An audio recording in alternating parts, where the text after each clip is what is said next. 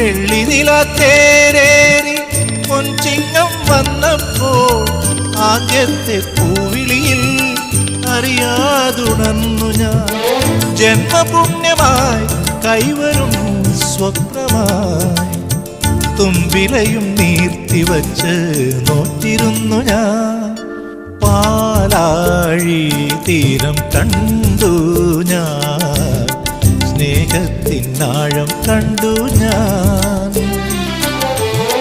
പൂച്ചെണ്ടിനു കൈ നീട്ടി പൂക്കാലം വരവേറ്റു, ഒരു സ്വർഗാരാമം നീളെ കൈവന്നു. പാലാ